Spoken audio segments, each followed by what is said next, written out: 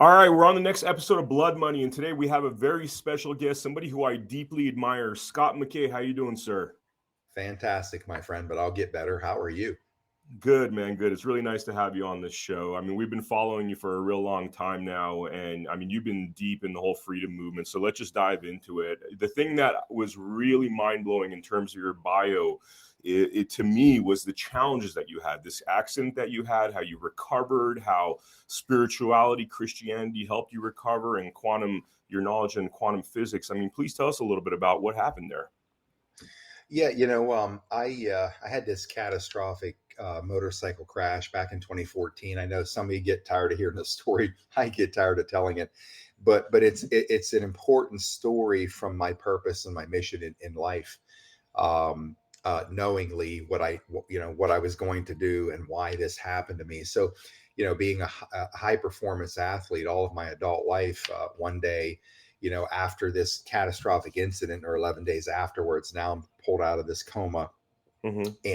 and I'm left in this wrecked hall. Like it's a nightmare of epic proportions when you come out of something like that because your brain is in a state of what's called ICU psychosis. It's trying to rectify where you are, what happened to the point in time when you had this catastrophic incident, and then 11 days of, not being fully conscious and waking up in a place like, trying to figure out who you are, where you are. So this all happened on a road in Montville, New Jersey called Passaic Valley Road, where I laid a Harley Davidson into the side of a van at 50 miles an hour, trying to save my ass from what was a death sentence. Because once it was unfolding, I'm coming around a bend and I see a van straddling the road. It's like a 2-lane road where, like in a neighborhood, but not a it's not a stop sign neighborhood road, but one of those ones that keep going until you turn into a community. And anyway, so the van's there. I hit the back brake, sort of not panic, but startled, hit the back brake to slow the bike down. The ass end starts sliding to the right and I'm in a right-hand turn. So to recover that, you got to turn the opposite way to get control of the bike, which is opposite of the turn. But it's putting me dead on to a van, which slowed down really quick and turned sideways kind of up onto a curb. And then my bike, this Harley Davidson, as I'm coming in, I decide to throw it down on its side to slow it down, which that doesn't work. I knew I was dead. So it was like, how do I slow it down? And boom, the underside of the engine and the frame hit 50 miles an hour to zero. So it blows up through my pelvis, Wow. blows my pelvis off, my spine blows my, like a open book fracture, they call it, when your anterior pelvis in the front just comes apart. It's Mm-hmm. like when a lady dilates, like she's going to give birth. Well, mine apparently had blown open that I could have given birth to a 30-pound baby, I was told. Wow. So with that, I had my left femur broke into 7 pieces, spiral fractured, my left foot counter rotated opposite an ankle sprain, a normal ankle sprain, and nearly fully severed, exposing my ankle bone, busted into the back half, flew out the back of my foot. It was in my boot contained, so lucky for me, it didn't pop out on the sidewalk. So I Wow. had vertebrae fractures and ribs and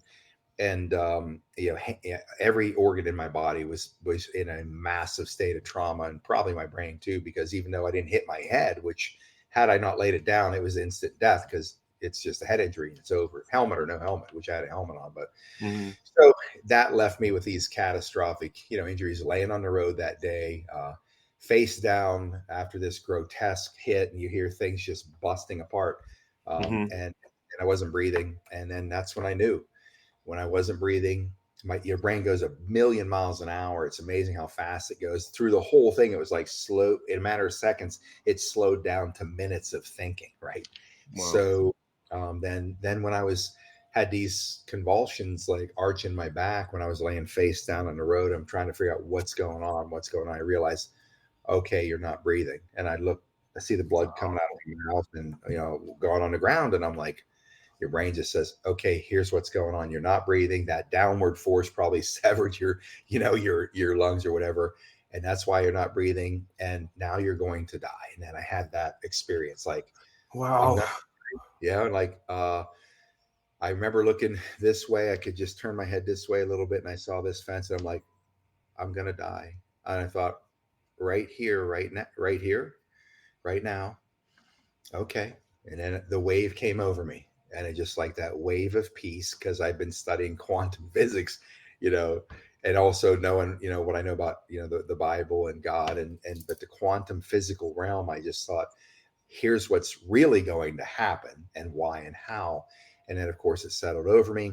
I just remember putting my forehead down on the road, and my brain's like, you're just going to fade to black in about, 30-40 seconds, fade to black. Mm-hmm. And then that comes over you, and you feel this, this drift, this very, it just this, it's like anesthesia hits you, you're out like 99, Mm-hmm. 98, boom, you wake up like, hey, wait, I was about ready to say 97. Now you just come out of 8 hours of surgery. It's not like Wow. that. It's this drift. And at some point I remember, when you're fading to black, and then at some point I remembering hearing this horrible sound, and it's just this horrible, and I say it's like somebody was stabbing a walrus to death. I've never seen or heard that, so I have no idea where I got that, but that's the noise. And I'm thinking, where's the white light? Where's the white light? And at some point I now am fading back in. The noise I was hearing was my lungs were just firing away, trying to start breathing again, I guess. And obviously they did, because now I'm fading back in, and I was shocked, like holy shit, I'm still alive, right? So that whole thing caused me to go into this life event where I had to rectify, how could this possibly happen to me? What, I'm trapped in this rec hall, horrific pain. Every time they walk into my room, I'm going to start almost cry, because I could see my vitals skyrocketing, because I know they're going to turn me, because they Wow. put 6-inch screws into each side of my pelvis, into my sacral spine to hold it on. They Wow. plated my anterior pelvis right in the front above the pubic line.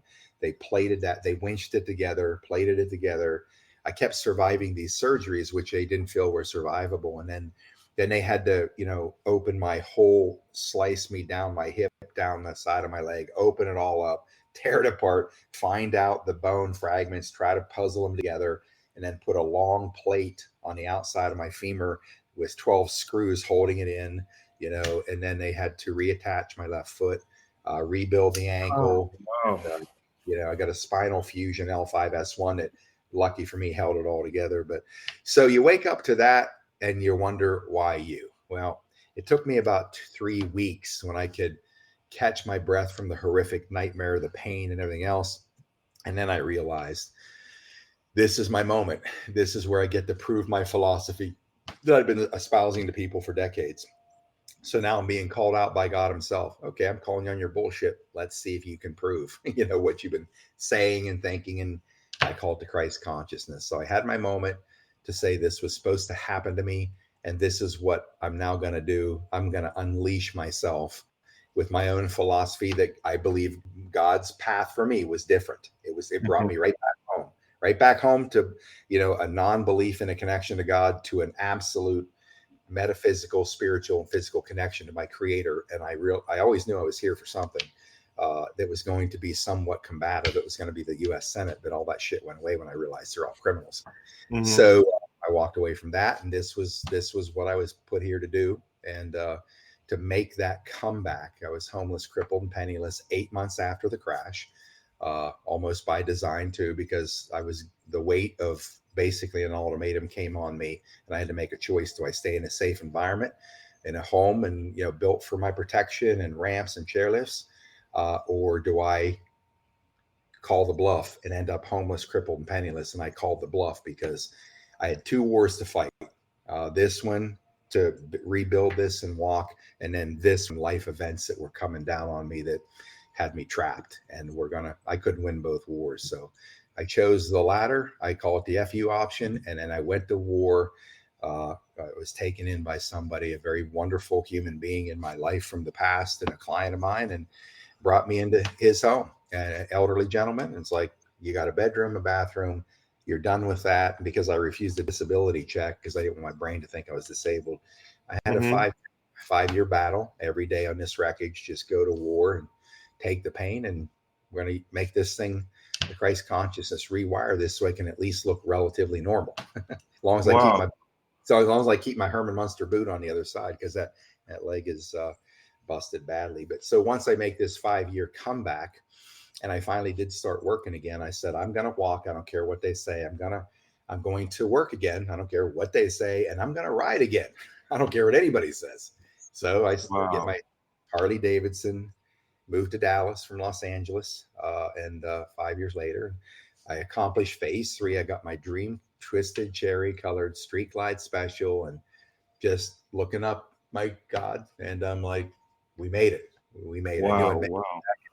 And then one day, to 10:30 at night, down the street here, I live downtown Dallas, coming through an intersection, and Moody and Cedar Springs, big intersection, 5 lanes. And as I'm coming through it, out of nowhere, wham, I got taken out by a high speed, big Texas pickup truck from the left side, destroyed me again. I'm flying through the air. Whoa. So this is after 2014. Later on, 5 years later, you get hit again?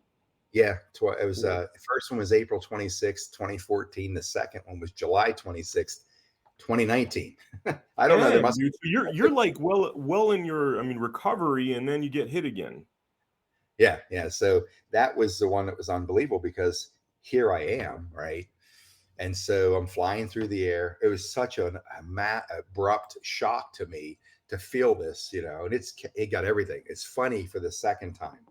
And I'm Mhm. like down here, the hood of the pickup's up here. I get taken out. My legs are out on the highway pegs. Wham! And next thing, I'm flying through the air, and I'm not thinking, how did you get out of a head injury that killed you again, second time, which should have. Wow. So I'm Wow. flying through the air across 5 lanes, like Superman. My bike's underneath me; it's flying too, and I'm headed for a curb. And I'm thinking, my brain's like going, I don't know if you're even going to make it out of this one, because I'm headed for a curb, like almost like head first. Wow. Somehow I land on my back and between a curb and a sidewalk. And I'm like, first thing I thought was, I looked around, I saw I'm laying on my back in the grass. And first thought was, holy shit, I just landed in the only patch of grass in downtown Dallas. Like Wow, man. things are looking up. Things are looking up, and I'm like, I think about my leg, and I reach down, and my shoulder, whole side's hurting like hell. And I just reached down, because they gave me 30% chance that I would keep that foot because of the Wow. damage and all that. So I lift my thigh up, and I can see right below where the metal stops and the knee is, it just goes like this. A Mm. perfect femur just broke it completely. And right about 6 inches above where they reattached my foot and the ankle, rebuilt that, it shattered. My femur and tibia turned down 90 degrees and facing inward. And I'm like, oh my God, they're going to take my leg this time. And I was like, Wow. so I end up in Baylor Trauma Center here. Amazing surgeons for the second time. I'm begging them, please save my leg. I'm like telling them my story. I'm like, trust me, give me one more chance. I guarantee I will make it back again. And I remember when they pulled these body scans up, and they're looking at the screen and all this metal in me, I could just see them like going, Wow. I'm thinking, oh man, I'm in real trouble. So, anyways, they kept my leg. They ended up opening my leg up again. They drove a nail up through my femur from my knee upward. Then they drove one from my knee the whole way to the bottom to, hold all that mess together. And then they had to rebuild my foot itself and all kinds of metal in there. So, pretty much, that's why when I travel with Sasha Stone, he's like, you know what? He said, I've been hammering away on this transhumanistic agenda for a long time. And here I am traveling with a fucking cyborg. Mhm. That's funny, man. This is like almost to me, it rings like a medical freedom story, because you basically use your own autonomy to the power of mind, power of spirit to basically heal yourself. Yeah, and that's why I've said to people, look, people look at me and say, that's just amazing, and like, you're so amazing. And I'm like, stop. It's not that I'm so amazing. All right.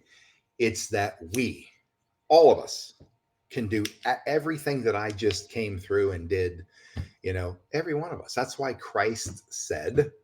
these work, these works you will do, and even greater than I. Let me repeat it, because I Yeah. say this from every stage in America with the General Flynn Reawaken Tour, Clay Clark Reawaken Tour. Christ said this. What does he mean? These works you will do, and even greater than I. I'm like, is Christ the bullshitter? Mhm. Christ was trying to tell us what he knows, what he learned, what he'd come to be. And that's why they killed him. They Yeah. could not afford to have people understanding that we are all part of our creator. We are in the likeness and image of our Creator, which Mhm. means we have the power of our Creator, which means we can do what Christ did Mhm. and Christ is still doing today, the Christ consciousness. That's how I describe it. And that's why I know we're going to win this battle, because we finally have broken down their veil of secrecy. And I'm going to keep, I knew my job and my opportunity was that this is my moment. I'm going to use my philosophy. I'm going to put the power of everything in motion, no matter how bleak it is, how broke I am, how many years I have to eat eggshells because I had no money to buy calcium to heal these bones. Um, this is what I'm going to do. And then I'm going to tell the world, this is what Christ was trying to tell us. Therefore, stop waiting for Christ to drop on the planet, put his feet on the ground and say, wow, what a shit show you guys have allowed this to become since I left. Let me reward you. I'm going to bring you up to heaven, turn you loose up there and see what you kids can do. Like, Mhm. now it's an action plan. Christianity is an action plan. So Exactly. that's the whole story, and now if you look at me, I mean, if I walk up to you, I can make it so you have no idea that I'm still paralyzed or all the damage. Unless you look at my left foot, you'll see a boot. It's got, my biker boots have a platform added to them. It's because my Yeah. legs are so badly, it's about an inch and a half shorter. But other than that, you know, That's uh, one of the most miraculous stories I've heard in my life. I mean, it's almost like God put you up to these challenges in order to build you. And when you're saying that, yes, we all have the power, I don't know. I tend to think that, yes, we do all have the power, but it's these challenges in life. And we're going to talk a little bit about some of the challenges that came before these accidents. But I think that's what kind of makes us. I knew it was going to make me, and I can tell you, it's not easy. I can assure you, I can make it sound easy, but the pain was horrific. When and I learned this from a physical therapist, this beautiful Indian lady from India who Hmm. actually said to me, Scott, she said, "You're going to walk again." Something that she figured out about me, because in the amount of pain I was in the rehab hospital, I would, unleash myself. And I was, when I'm in a wheelchair doing things, but she could see clearly I was terrified to death when they would move me out of a bed and finally got me into an upright, like a not quite upright, laying back position. I was so weak and so scared because I was like a rickety picnic table where the bolts were loose. It was old, and that's how my skeleton would give. And I was so afraid because if I hit the floor or fell or jarred myself, it becomes catastrophic. And so I couldn't even hold my head up. They'd had to put, I was like 225 pounds when this happened. I'm now 165 pounds. I'm a skeleton, right? And my Wow. head was so weak. They had to put something back here to hold my head up because I could, like a baby, newborn baby, I couldn't even hold my head up. So, but this lady saw how I would but I was on the national competitive bodybuilding stage, so it wasn't elite for me. It wasn't heroic to fight that hard. My brain was wired for that, beating the hell out of my body like this for years. So I was prepared for that. But I was willing. When I was in it, I got out of a wheelchair. I don't know, months after. I was in a bed for months at home, but Hmm. but when I could get out of a wheelchair on Moby legs, I got into my vehicle and I wasn't allowed to drive. I wasn't supposed to drive or allowed to, but I did anyways. Went to a gym down the road and I'm crutching myself in there. And the people that hadn't been there long, but people that knew me, like, saw this horrific sight. Like, here I come in, this like scarecrow, and like they didn't know what happened. And I'd start there and I'd be like, you know what? I started to do things like on an upper body machines. And this nurse had been in there one day. She was in there and she walked over and she couldn't believe that this Indian nurse couldn't believe that she saw me in this place because I'm holding onto a machine and my left leg's paralyzed. So it's worthless. But my right Hmm. leg, obviously, I had some strength, but I would pull myself up and down to give my lower body this mimicking like I'm actually doing something. And she said, that's why you're going to walk, Scott. She goes, because people, when they're in pain, they don't move. That's their response. Don't move. The pain is so great. And here you are, you're not only moving, you're ramping it up times 10 and putting yourself through this. She said, that's why you're going to walk again. And I was Wow. like, kind of pumped me up a little bit. But anyways, it all sucked, and the worst part was, your whole life's gone. Hmm. The people that you once knew, the businesses I had, I lost my company, the business relationships I had. My life was pretty good at that time, but all that stuff just fell away and you're left on your own because people just kind of like, They feel Yeah. sorry. They don't really want to be part of that. Later on, when you come back, they're like, "Hey, why didn't you? Whatever, I would have." Yeah, I know. Yeah. I heard the world knew Yeah. what happened to me. It was all over Facebook.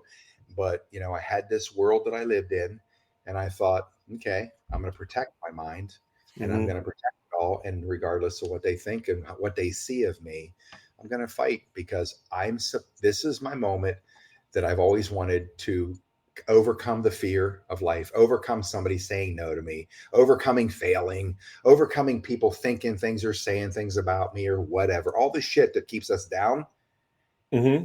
they were doing all of it, and I looked pathetic. And God love him. Look at him come. I mean, look what happened to Scott McKay. That's what goes on in their head. Hmm. I'm not Hmm. picking on him, but it's just normal. And basically, this sort of respect people have for you, it just kind of changes. Like uh, they don't want to be you, Yeah. but and you have all of that weighing on your soul, your mind, and the world you once had is gone. Well, I thought, talk about clearing the table. Like none of that shit can hold me back. It's right there. Like you're on your own, buddy. And Wow. other than people taking me in, but I knew the whole time that that was exactly the prescription I needed for what I wanted to become in my life. And it's amazing because looking back at all of it, people think bad things happen to you. Woe is me. I never let that happen in my whole life. If I had a shitty, Hmm. terrible day, nobody knew it ever. Like, because I'd keep a smile and I'm not putting my bullshit on other people. But I needed that to be an example for me, obviously, and for people to understand that no matter what's weighing them down. Like I knew decades before this day was coming for Patriot Street Fighter. I had Wow. no idea it would be this. I thought it was going to be a senator in Washington, D.C., raining hell down on these same criminals that are all around me. I had no idea I walked away in 2006, but I just knew, and I've known this most of my adult life. This day is coming where I'm going to have to, rally this battle cry on the country. And I told my mother this in 2008 when I lost another company, and she's like, "Why do you do this?" I'm like, "You won't make sense to you, I'm sure, but I just all I can tell you is I've got to hit a home run ball so I have enough money, enough wealth so no man owns me, because something tells me that the day's coming in this country where we're going to be pushed to the brink, and I'm going to have to stand up and rally a battle cry in this country to get it on its feet to fight, or we're going to lose it all." And I Yeah. said that in 2008, 2020 Patriot Street Fighter hits, right? Who would have known Yeah. that I get to do that? So that's the whole story from front to back, why I'm in this show with you. I get all that behind me That now. that What do you want to that talk is like about? that is the most amazing story. I mean, it's obviously, like, I mean, I think these challenges, like I said, like these are God sent challenges that build us into the people that we're supposed to become. And now you've become like a major leader in this movement, highly respected. I mean, looking at it in retrospect, like 9 years ago on the side of the road, thinking you're going to die. I mean, there's divinity in all of this. I mean, did you feel that or? Yeah, even though I walked away from God in 1999 as born again Christian since I was 14, always wanting to be the guy that God would say, "There's one of mine. This is a good man," etc. Now, don't now it wasn't perfect. I get sin with the best of them, but all of my life it was always to be, this good person. And 99, at some point, I mean, I'm living in Los Angeles at the time, and my world just came unglued one day on the road on the freeway. I broke down in tears, like sobbing, like, what the hell's going on? And it was just this constant weight. Nothing in my life was going right. And that's when I finally looked up and said, F you, literally, like full Mhm. blown. I'm done. Drop the anvil on me. I don't give a shit. Drop it. I'm done living like this. And I walked away, right, from the Mhm. Bible, from God. And it wasn't that I just said there's no God, whatever, completely agnostic. I just like, this prescription is bullshit, all of it. And Mhm. and I, Mhm. and I know there's a blueprint, and I'm going to figure it out. So quantum physics became that track of my life, studying quantum physics. And that just was the first thing that finally, although I couldn't understand it, I mean, like but I kept reading and reading until finally everybody's brain will do this. It'll start to form patterns of recognition to where you can learn anything, period. I don't care if you got all D's in high school. I don't give a shit. The brain is the brain. It is Mhm. what it is. You exercise it like a muscle. You stay at it. It's going to grow and expand. And I understood that. And so that's what allowed me to have this experience where I came full circle back to God. And Mhm. it hit me one night. I always wanted the big whammy. And finally, one night that happened when I was in bed, and I was like roughly 2017, 2018. That's like one thing you should remember: the date, the time, the exact whatever. I don't. I just know when I went to, it was in my mind. I was like in this quantum physical realm, and I'm learning about, the secret space programs and these enormous things of mystery and magnitude that have been kept from humanity. Like, it's all been kept from humanity, like highly advanced non-terrestrial life interacting with the criminals here, of course, but they have this benevolence toward humanity because we're genetic royalty, and their whole purpose is to keep ascending spiritually to source, what we call God. They just call it source, and that's their intention, to keep moving closer and closer to God and source. But they have to help us like rise as well, or they can't. And I'm like, my God, if there are these beings that are billions of years more advanced than we are, and they're trying to move closer to our creator, there really is a creator. There really is a God. And so that is what propelled me to say, I need to know. I need to know. And I go to bed one night, and laying on my right side, upside down in my bed, where I was, given a place to stay. I have no idea why, what reason I did, but I just happened to be, and I had that sort of a presence on my shoulder that caused me to stir in the middle of the night, sleeping. And as soon as I felt, it's like, nobody's in your room and nobody's touching me. It's like right now there's this presence, and I just remember, and I'm not mystical, it's just not my nature. But as soon as I felt that, my brain, I'm half asleep. My brain just said, "Is that you?" And as soon as that happened, this unbelievable wave, this light vibration, sensation, whatever, just swept right through me. And it was like this, I kind of feel it now, describe it. It's like this state of vibrational bliss. And I remember thinking, it's like the dream you're having. You're about ready to kiss a beautiful girl, and you start to wake up. You're like, don't wake up. Don't you dare wake up. And so I kind of had that in my mind. Don't wake up. Don't wake up. Just be. And so I did. And then when that whole thing just dissipated, it's like I must have had a smile on my face. I remember all of it. I went back to sleep. And then I woke up the next day, and I've been in a state of, I've never had inner peace in my whole life. And from that day forward, regardless of what people see in a camera, I have inner peace. And that's when I knew I had made my connection with my creator.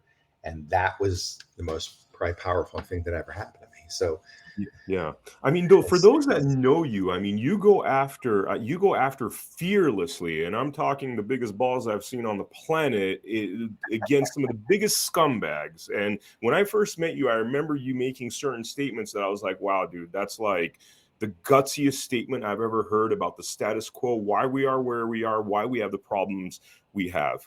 I want to get to that topic, but I want to go through your journey of how this started, because you were in the establishment. You were talking about running for the Senate. You were working with, the George W. Bush team. Something obviously significant happened there that started you upon this journey. Take us through that journey, please, and how it got to this point of where we are in 2023 in terms of your politics. Well, back in 1990, first of all, I loved Reagan. I remember the first election I had knowledge of for me was in the 5th grade, because Jimmy Carter was running for office, and we were going to have a vote in our class. Of course, I don't remember who won the vote, but I remember voting for Jimmy Carter because he was a peanut farmer, and it just sort of this folksy, like I could relate to this. I was lower middle class, very hardworking family. Parents were the anchor. My upbringing, my dad, most people know who the general is. Ex-military, so he's an Army guy. I went to boot camp for the first 18 years of my life. He was raising good people, so I just kind of associated myself with Jimmy Carter. So then Reagan comes on, and of course, I'm growing up through high school, and Reagan was, amazing. And so then the first time I had political aspirations were when I was doing a research paper in college on the Vietnam War. I realized a bunch of these bastards in DC polishing seats with their ass are sending men into horrible battlefields to be slaughtered because they're expendable material for political purposes, which were never going to, they could have solved the problem by blackening the skies over Hanoi, literally with B-52s, and ending the whole thing. But yet they won't do that. They'll take a hill, leave it, Hamburger Hill, take it again, massive U.S. casualties, walk away, take it, all that bullshit. So Mm-hmm. planted a seed.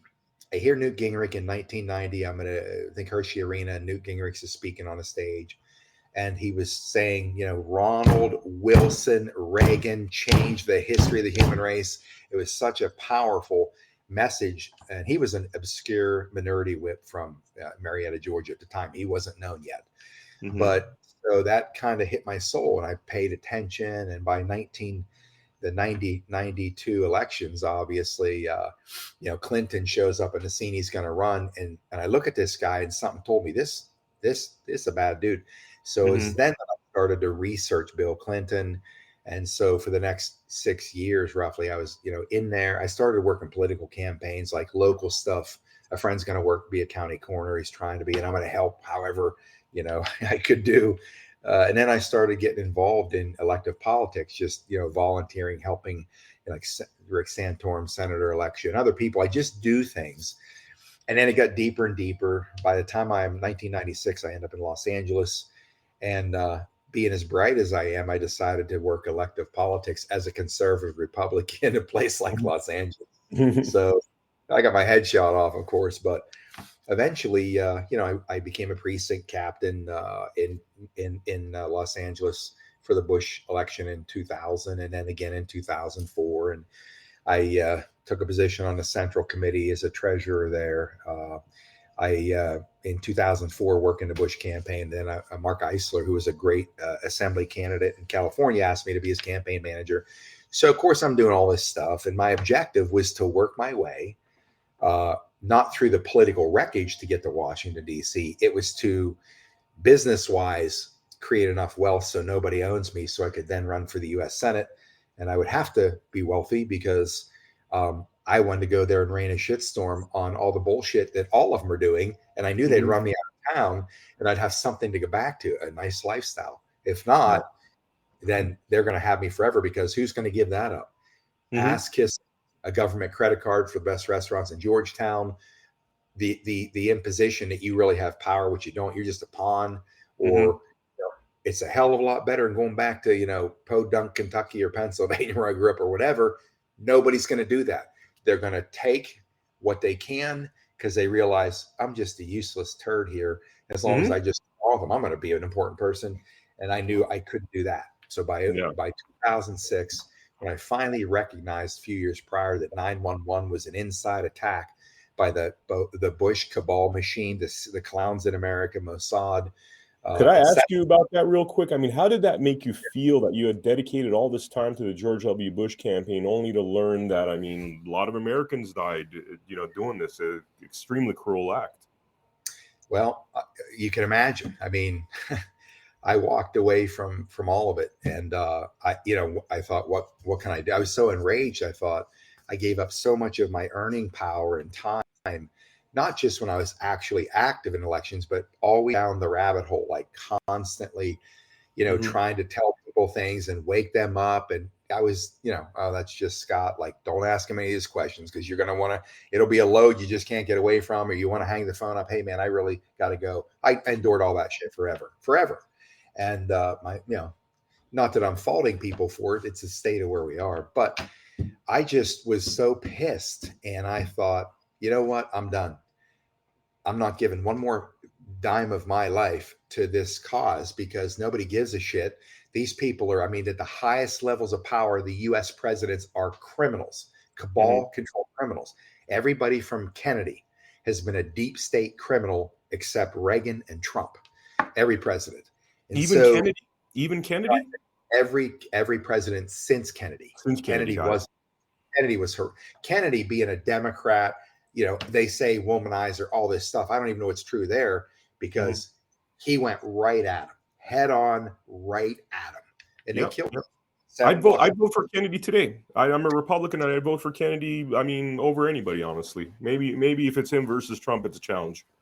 This would have never been anywhere on my desk, in my house, in my life, until I learned the truth from the Q intelligence operation, and I started learning the truth about JF Kennedy. He's become my hero. And because of who he is, what he stood for. And Trump, of course, same thing, an attack machine on this deep state power structure. And so, when I first moved to Las Vegas, lived in Summerlin, against the Western Mountain Range there, and I was opening a kind of a high-end Pilates-based physical therapy elite fitness center there with some partners, and Kevin Wynn, Steve's daughter, was really helping me make inroads into the community, letting people know we're there, and she and her husband invited me to dinner one night because they wanted to pull me into Nevada politics, and I said. They found out about my background. I said, look, let me be, and I was very gracious. I wasn't flattered by it, but I'm like, let me explain something. That's over. I have one interest, money, business, and making money. That's it. I'm done with that. So I just, I was invited to some political events, and I remember Jim Gibbons was a governor, and we had McCain, the McCain Obama election. And here's the governor of Nevada, Gibbons, or Gibson, what was his name? Gibbons. So I got invited to this victory party, right? And it was really a loser's party because McCain, who is also a scumbag traitor that was executed by the military secretly in a military tribunal for treason. Wow. Here's McCain losing, right? And I'm looking around this place. It was on the Strip, a really amazing place, and all these beautiful looking people, and well dressed, and they're having the life of the night. They're having the time of their life that day, and having this incredible setting, and they're hobnobbing. And I remember the person invited me, bringing me up and introducing me to the governor. And he says, and I don't know what he said to me. And I just said, well, I said, well, we're the problem. The problem's not the Democrats, it's the Republicans. He's looking at me, and I'm like, Governor, look around you. I said, I see a bunch of good looking people having a time of their life. And I said, it appears that I'm the only one here that's depressed because we just got our asses kicked. The problem with the country is the Republican Party. Apparently he didn't like that too well, because he walked away, and we found out he was a scumbag anyways, hooking up with a prostitute in the parking garage in one of the casino hotels. I'm like, well, I was right then too. So, but I just have this immense disdain for the entire political machine. I don't care if it's Austin politics in the state house or Pennsylvania state house. These shitheads always run telling the people I'm going to help. It's all bullshit. I don't care if it's a local. Now look, Wendy Rogers is a friend of mine. I've had her on Patriot Street. I've had her on my stage as a Patriot Street fighter. Love her. You have Jim Jordan. You have other people. Some of my friends that ran, for like Joey Gilbert, Nevada, the election was stolen from him by the criminal sheriff out there, who now became installed as governor. I know these people, and they know I attack the entire architecture like I do viciously, because it's a Khazarian mob machine, and they're put at bay, even if they have good intentions. And I say, if you go to Washington, and I tell people all the time, don't vote for any of these people, these politicians. If they don't talk like Patriot Street Fighter, don't elect them. Don't give them a dime. Why? Yeah. Because if they're not going to attack that machine outside of politics, you think when they bring you in and put you in office and start kissing your ass and massaging you that they're going to fight? It's over, right? Yeah. It's over. You have Jim Jordan and people doing their best that I respect and admire. But so that's really what turned me against all of it, until the one day, by chance, I'm walking past a TV, and I don't know where I was. I see flashes of camera. I look, I stop, and I see Trump coming down the escalator in a tux with Melania. And I don't know if I even ever heard of Melania, or I don't really know, but I just thought, wonder what's going on. He hits the bottom of the escalator, podium, whatever. He starts making a speech. And in 5 minutes, I thought he's making a presidential announcement. I'm like, well, I don't care about this bullshit. Although I never stopped researching, attacking even the Republican Party online. But I'm watching him, and I was like, then he's talking. He's like, they're fake news. Look at him back there. They're fake news. Wham! It's like the sledgehammer hit me full throttle, like for the second time, coming out of a grave. Wham! That hit me. And I was like, holy Mary, Mother of God, there he is. I never saw him coming, because I knew that was what I saw, that was a human being. I've said for 10, 15 years, unfortunately, there's no Ronald Reagan on the horizon anywhere. He's not to be found. Yeah. Boom, there's Trump. And I was like, holy shit. I got on my start texting people, stop whatever you're doing. Get in front of the TV. You got to see this. This is a Republican nominee and landslide president. So I go to Facebook, That's the first mistake. Go to Facebook. I got pounded for 18 months on Facebook Wow. for Wow. Trump. And that's by my Republican friends, mind you. Mm.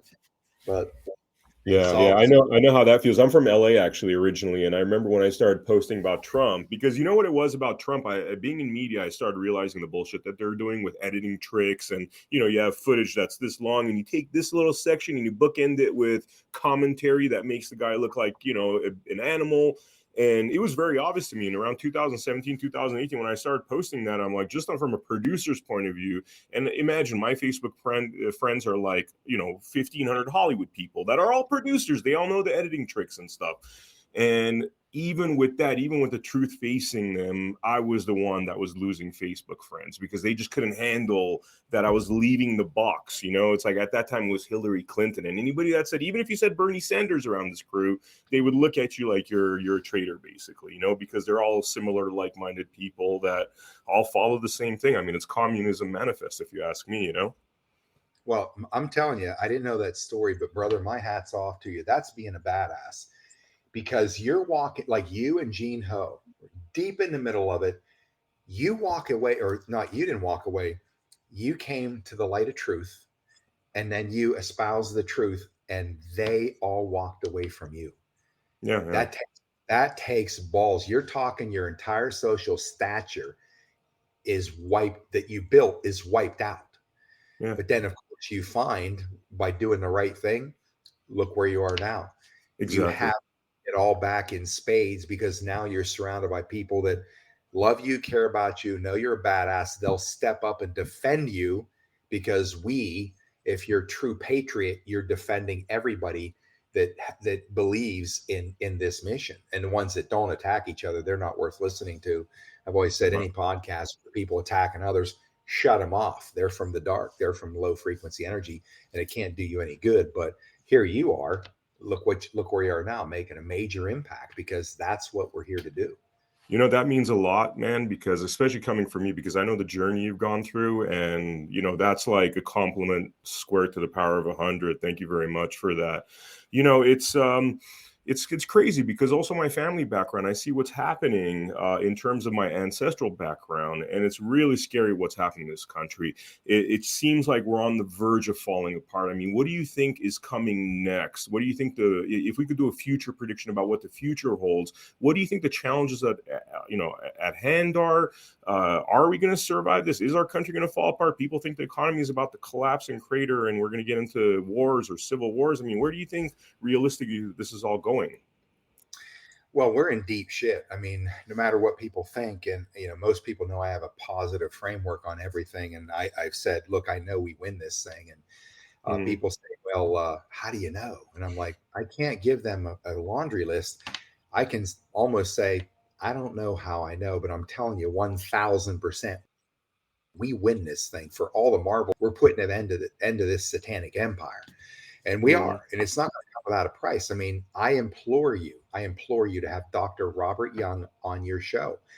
That's why I was just late for you because this hero, modern day gladiator, scientist, PhD, doctorate, researcher, biologist, this guy's been taking on big pharma for decades to tell you flat out, none of these things are even viruses. You don't get sick from germs coming in. If there are germs inside of you, they're as a result of metabolic breakdown because of an imbalanced life on the inside. Yeah. They've had agents by the dozens show up on his ranch, arrest him. They cannot afford to have his knowledge and information coming out, especially what I'm about ready to unleash today on the truth about East Palestine. It'll be out by 7 o'clock Eastern time tonight. On your show.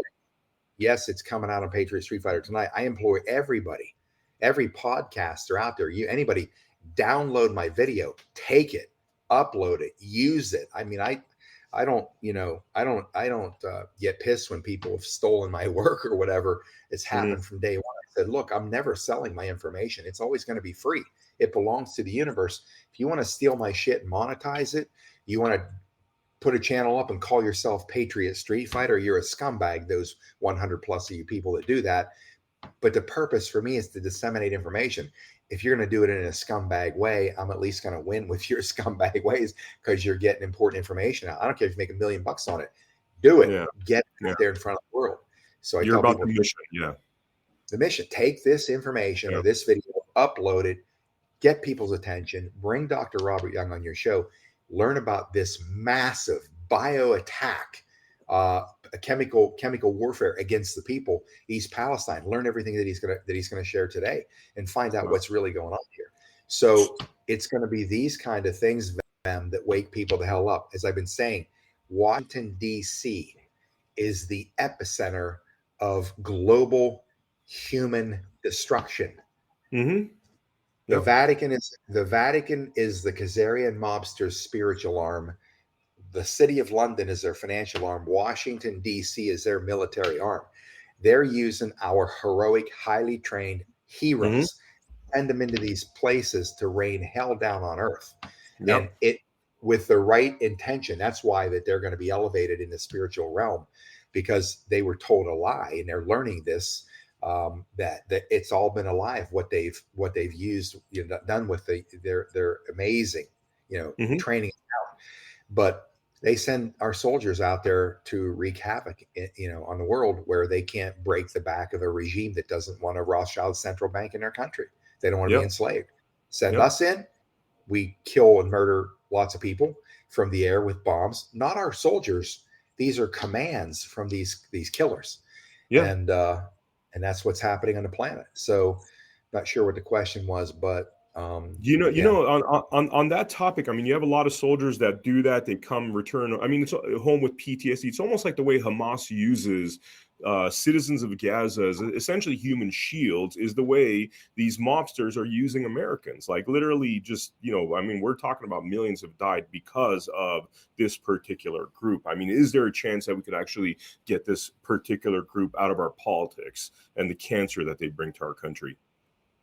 I believe so. It's going to take time. There's only one way out of this. There's only one. I said this the very day that I had a radio show back in January 2020. I got pissed because they launched their new weapons, Antifa, BLM, destroying cities while the governors and mayors were sitting there, police commissioners, not only allowing them to do it, helping them, dropping crates of bricks in downtown nowhere where there's no construction. So I saw this. I started the tipping point on Revolution Radio, became the high octane, full throttle truth hammer, as I call it, shitstorm down. And then I do my first live stream ever, mainly because my friend Jim Boffel said, would you do a Zoom into my house on a Sunday for our barbecue and explain to these business people what's happening now that they stole the Trump election? And so I did. And I put it on my YouTube channel, which was I was uploading my radio shows. So it got all kinds of attention. I thought, well, I really need to do this on a broader scale to explain to people what's happening. On November 12th, 2020, I had the first broadcast live stream, and I explained what's happening. Folks, this is what's happening. And then when the election was stolen, it might have been when we had the inauguration, that I said to people, look, yes, there is. I know General Flynn said there's no plan. And I say, well, that's just because General Flynn's a liar. General Flynn is military intelligence. We were told misinformation is real. Misinformation is necessary. That's always warfare. So I said to the people, look, it's a white hat military alliance happening here in 22 nations. There are good people that are part of this initial plan when 200 generals got together in a secret meeting after they killed Kennedy to realize how powerful these bankers are and how they can bring it down. And it's been this many decades in the making to infiltrate the infiltration machine and bring it down from the inside. But as I've said, here's your insurance policy. If you're afraid, you think Trump ain't going to do it to the military, the insurance policy is we the people hold the power constitutionally. And if we can't do it constitutionally because they are criminals, all of DC, we have the numbers. We the people of the planet outnumber these bastards by the billions. We just stand up. We stand up. And we start moving forward in whatever fashion we have to. We started out with the school boards. They're being taken out in many areas. Stupid people who are criminally minded, because they'll steal elections and they'll put this horrific shit on our kids. It's the city and town councils, boards of supervisors. Start destroying their architectural foundation by taking them out. The way to the top will collapse. We can't go after the top. We take the foundation out, right? So if we do that, these massive chemical attacks in the United States on the people, you say, how do we overcome that? You get enough on their feet. Politicians are cowards. They always have been. That's why they're vermin that work their way into the power structure. They don't have the courage to go out on the business battlefield or the corporate area or whatever and build themselves through the competition to be their best and rise. They go in, like Ayn Rand would describe in Atlas Shrugged. These vermin go into the political architecture where they can trade and kiss ass and do whatever they're going to do to get in a position to make decisions on the rest of us, because they can't operate and survive and excel in this call it a capitalist world that we live in, right? They can't win there. They have to do it scumbaggery. Once we all stand up, or masses of us, they get scared because they're like, what if? What if this powder keg goes off against us and these people come rushing the gates? What do? Grab as much money, run. They're scared, they run away. Look at the school board in Arizona. They did it. Vail, Arizona. Hundreds of people showed up. What did those chicken shit cowards on the Vail school board do that were masked and you're going to wear a mask, your kids, we don't care, whatever. Chicken shit cowards in Vail, Arizona school board. They not only ran out of the building and went home like chicken shit cowards, they all resigned right there. That's what politicians are. When the weight of the people come on them, the chicken shit cowards get scared, back up, whatever. And that's the only thing that's going to help us get over this is, and what does it mean? It'll cascade into other moves to bring conscious Christian, Christ-like, Buddhist-like, Taoist-like, high spiritual beings on the planet, what they know, bring that consciousness down on top of their low frequency, negative dark energy, and the Christ consciousness of light coming at them makes their self go and retreat without even saying boo. That's what we have to do. That's how we beat them. How much of this corruption, this scumbaggery, do you attribute to the Bar Association, aka the British British Accreditation Regency is what it stands for? Yeah, registry, I believe it is British Accreditation Registry, which means all of our attorneys are, not knowing it or not, are loyal to the crown, the British crown. That's how they got control of us. It's like we had scumbags in government, in presidencies that are quote unquote our historic heroes. Bullshit. Some were Rothschild agents like Benjamin Franklin. Like these people, it's the historical narrative they've always put on the people, and we buy into it because they say so, and they deliver a lot of good with the one thing that can be hidden under there that's a grenade. DeSantis, Florida, same shit. If you have mainstream media rain and sunshine on their new darling Republican who they hate anyways, what does that tell you? Go look deep, look underneath it all, and look at a guy who's voted with the cabal 95% of his time when he's in Washington.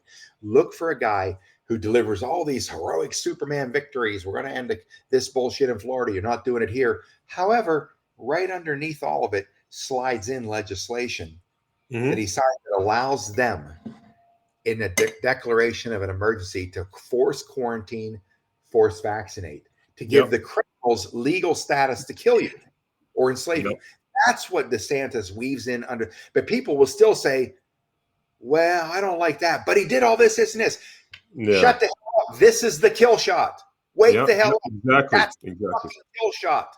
Use your head. That's how they got all of us, and they're still doing it. When you sit back and say, yeah, DeSantis, look, here's a simple fact.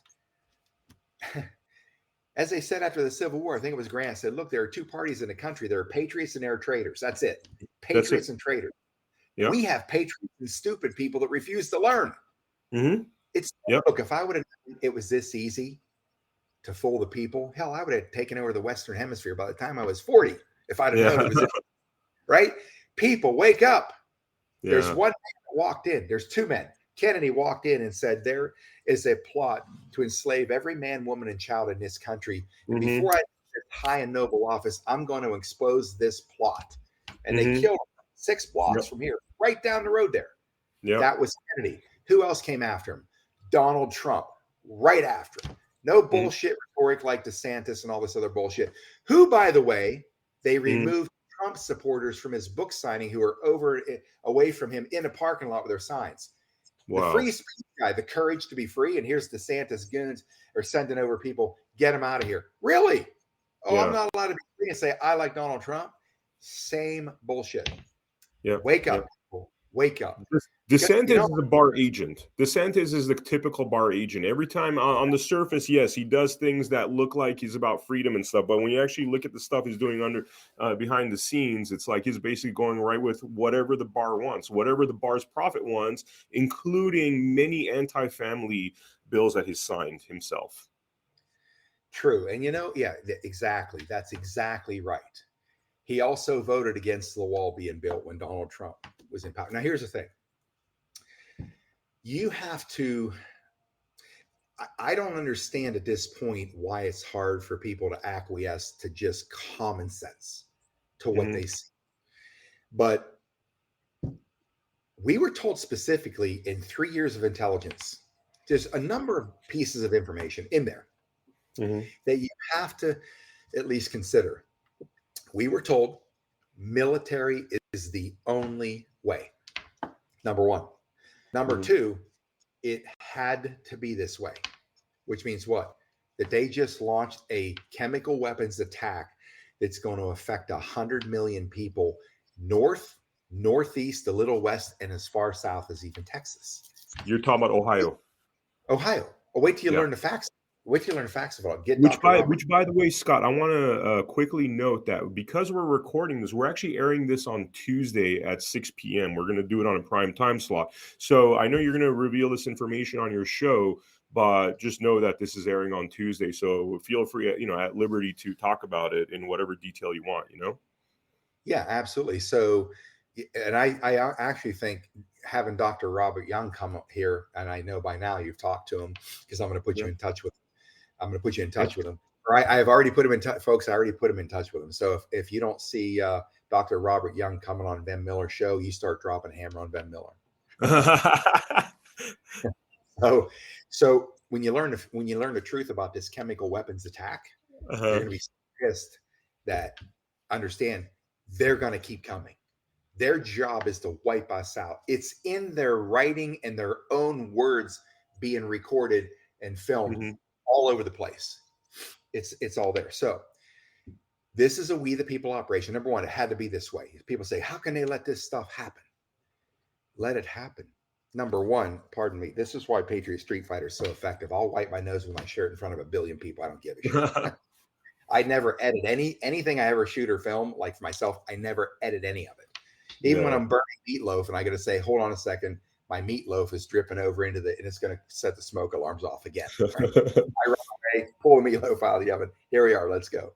So, but number one, military is the only way. Number two, it had to be this way. This death machine had to be left go. Why? We can't get it. We will not get it until it's on our doorstep, till the enemy is right at our doorstep, ready to take us out. Finally, those who are still dead asleep, the walking dead, are going to say, holy shit, Scott McKay is not a lunatic after all. Well, they may not agree to that, but they'll say, holy shit, Scott McKay wasn't lying after all.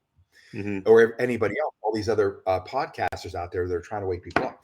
We're not going to get it until it's right on top of us. That has to be that way. Number three, also in that intelligence was it's a military / civilian alliance. What does that mean?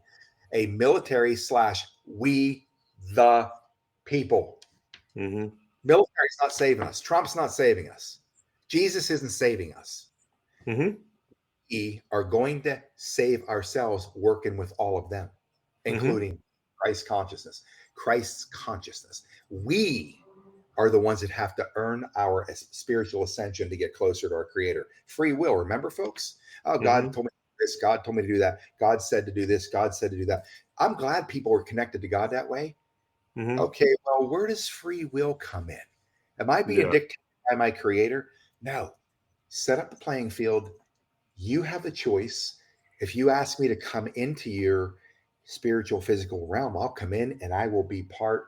You'll have come out of you through, or you'll come out of me through you into the reality you want to create. But it's really up to me. It's really up to us. It's not up to God to take away our spiritual journey. You can't Mm-hmm. go anywhere without a journey. You can't get to the grocery store without a journey. You can't beat back hunger without a journey. You can't get well physically without a journey to the fields to grab the right foods. Everything Mm-hmm. is a journey. Nobody's going to do anything for us. We have to do it. Yeah. Yeah. Totally. If we The do it, Bible instructs us it so never much. I mean, sorry. happens. No, I just said if we do it ourselves, this never happens ever again on this planet. Ever again. Why? Because there will be billions of us that'll never allow the future generations to ever allow this to happen again. It'll be seated in our DNA, in our language, our teaching of history, our course correcting all the history that they lied about. We Mm-hmm. do it, it never ever comes back. And they who have military power, who have the power of the Christ consciousness, they are going to facilitate us winning this war. Wow. Wow. From your mouth to God's ears, I really hope this is why we fight, Well, Scott. it was actually from God's mouth to my ears. That's really how it works. Yeah. Yeah. Dude, is there anything in closing you'd like to talk about? Is there anything that we didn't chat about that you'd want to bring up? Any websites, URLs, projects, passions, Well, yeah, you can always find what I'm doing at patriotstreetfighter.com. That's the website. Um, the two things that most prominently come to me, Vem, is that my message is a bit different than it was from the beginning. Is the information I get, and this is intelligence. Most people just get information; they call it Mm-hmm. intelligence. Most of what I get is information. A little bit of what I get is intelligence coming from special operations. But I don't even focus on all of that because there's a lot of great guys and girls and guys out there that are disseminating information to facilitate the Great Awakening. My transition from that is that I'm trying, my whole platform is get into the fight. It's General Flynn's platform. He says local action has national impact. What is he saying in Patriot Street Fighter language? Get in the fight.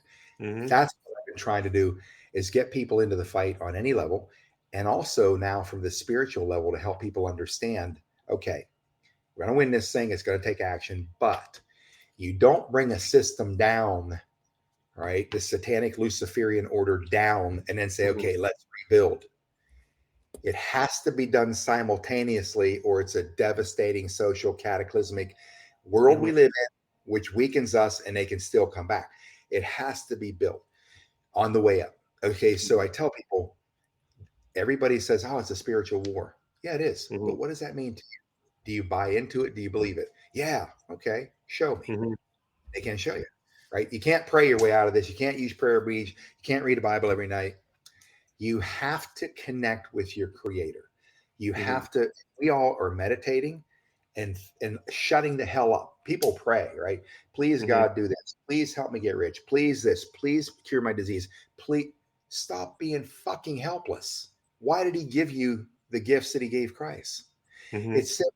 Shut up. Shut up. Mm-hmm. Exactly. Silence. Exactly. Let God talk to you and give you inspiration to do what next. I've been telling people, and here's my point, Ben. I'm sorry to overrun your No worries. question. No worries.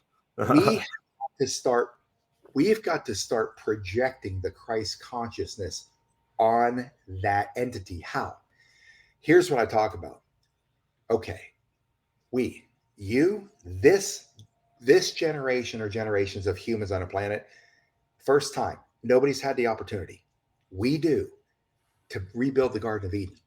What is that going to look like to you? Start thinking as we're constructing humans, the Garden of Eden. We've destroyed the Luciferian order. We're constructing the Garden of Eden. What would that feel like if you're part of it? You walk out into the street. What do you see?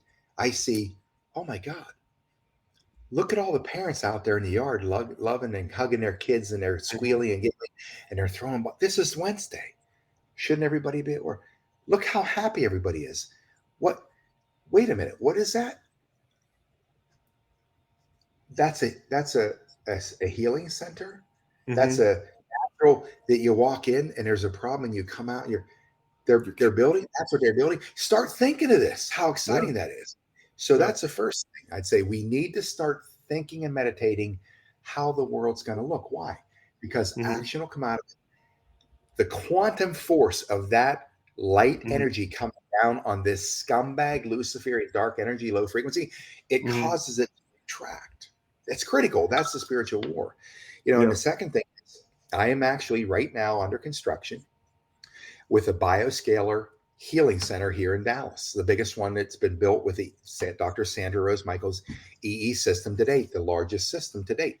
Why? Mhm. Because if I'm going to talk about big pharma, as much as I love them for doing what they do to me, where they step out of their boundaries and they're using it as an attack machine on humanity, I gotta call my own bullshit. I gotta go into business with this kind of bioscalar, wellness system where you walk in and that Mhm. conjugated photonic field causes your DNA to reactivate, restructure, and start doing what it's supposed to do. The power that created the body is the same power that heals it without all these poisonous chemicals. I got to get in the fight there, and I am. I'm investing an extraordinary amount of money so I can go right forward, folks. Here's what I'm doing. I'm pushing this Tesla bioscalar energy onto this, at least this area, as our 200 other businesses now that popped up in 8 months from Dr. Sanders' interviews. We're Mhm. going after full force. So I'm not just saying do this, I'm doing it on every level. Imagine if a billion people or even a million all say, I subscribe to that. I'm going to start thinking my way onto winning this war and change in the world. Guess what? You don't have to leave your house to do that. Yeah. Your energy, it's quantum physics, your conscious energy, send it out like a sentinel to go on offense, right? Mhm. In the world. Those are the 2 points of my message that I have to say.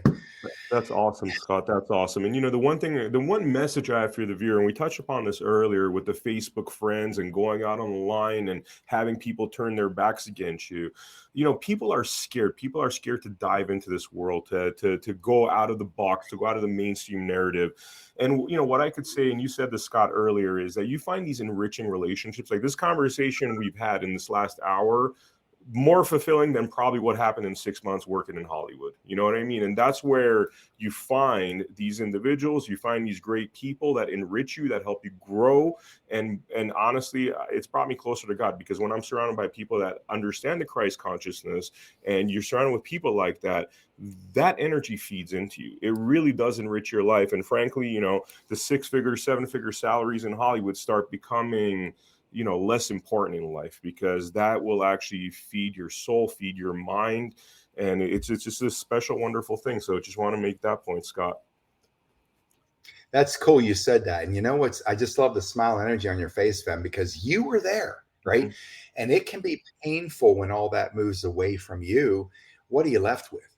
It's kind of like this: getting married, right? You're with somebody for whatever period of time. And you're like, well, this is the next natural step that, getting married. A guy said to me once, he said, Scott, it's a very wise man. And one of my mentors when I was younger, he said, you don't marry somebody you can live with. You marry somebody you can't live without. Exactly. And that never left my head. And that doesn't, explain my course, my track of life and marriage and divorce and all those kind of things. But what it does do, if you are looking for a soulmate, by rushing into something that's not your passion or whatever, that person, whatever, what happens if the person that you were supposed to be connected to in this lifetime, your soul, your counterpoint, walks right by you and you're powerless to do anything about it, Mhm. right? So I look at friendships that way. I don't hang on. Friends are dear to me, but I don't hang on to them for dear life if they're not in alignment Mhm. with my quantum direction. And what did that do? What it has done is has opened up my world as Patriot Street Fighter, as offensive as it can be seen by many people. And I totally understand that. I'm just glad my mother's not still alive to Mhm. see her son's public persona, because she'd be like, what happened to my son, right? Really? But She wouldn't be down with the accent stuff, or oh my god, well, no, like my language, like in front of the world. oh. Everybody knew me as a statesman. Like I've been polished through my life because Mhm. I'm gonna be running for the U.S. Senate one day, and they're gonna look back at my whole life. They're gonna like my friends used to call me the statesman when shit would blow up in a business setting or a Mhm. partnership or whatever.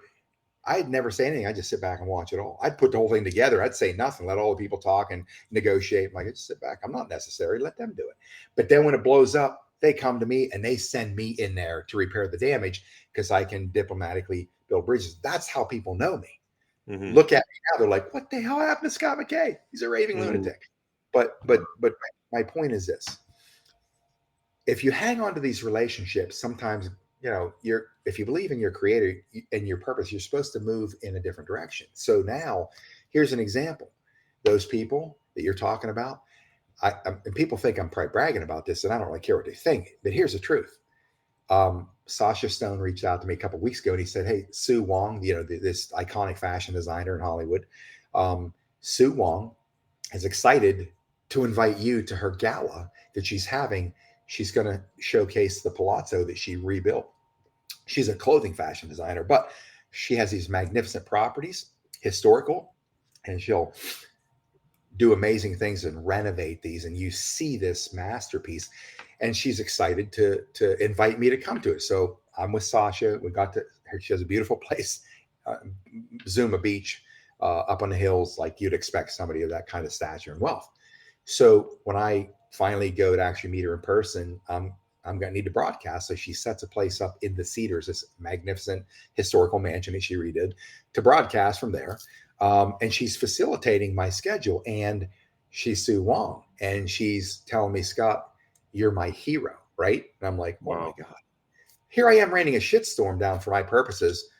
And these people, the guy that was on Bold and Beautiful, you guys remember him? He's Ron Moss is his name. He was the guy Mhm. that played Ridge Forrester. He was the signature face, like this Mhm. real handsome guy. And I know I have four sisters. I grew Yeah. up around her mom. Yeah. So he comes in the house and he walks over, puts his arms out, gives me a big hug. He's like, "Man, it's so good to meet you." And I'm like, holy shit.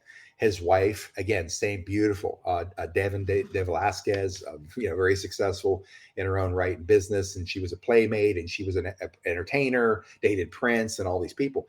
So here they're expressing reverence to me. And we're at her house. And here comes Scott Page, who's now kind of a soulmate buddy, from Pink Floyd. I'd never met Scott before. He walks in, he just looks and he goes, "Oh, man, Patriot Street Fighter, you're such a badass. You're standing Oh, right here." wow. He goes, "I can't believe it." And he comes over and gives me a hug. And he's like, "Man," he said, "I freaking love you." And I'm like, what's going on here? Right. So Mhm. here's the thing, because I don't hang on to things in this world, material or otherwise. I don't Yeah. hang on to them because I can't go on the journey that I was put here to go on. So now look at these beautiful people who once they'd have walked away from you, dude. Me too. 2 years ago, three. Sue Yeah. Wong was with the Hollywood elite, that mentality, that liberal mentality. You know what she did? She wakes up, she by choice, I don't even hang around those people anymore. Yeah. She Yeah. invites people to her events. Well, for them, not all of them that think like us, but she stands in front of that crowd that night of 300 people. Kelsey Grammer's over there against the wall, other people. And she says, "I want to introduce you to my hero, Patriot Street Fighter," hands me a microphone. Wow. Wow. That is Right? awesome. Now, what am I saying about this? I'm Joe Lunchbucket Scott McKay from Podunkville, Pennsylvania, right? I come from Redneckville, PA. I can fit in with anybody, right? Anywhere. Mhm. So that is the result of believing I was created by the same creator that created Christ, who wants us to understand we all have the power, Mhm. and also that my life counts, as does everybody else. They're not Yeah. here just to exist and get through the life and have a moment's happy. They're here to create an impact on their world, on the whole world. And with understanding that, you realize if you hang on to a job or a relationship or a friendship or this house or this land or this vehicle, talk about a brilliant architecture they built to get us committed to hanging onto something Yes. and staying in place and never choosing to rise.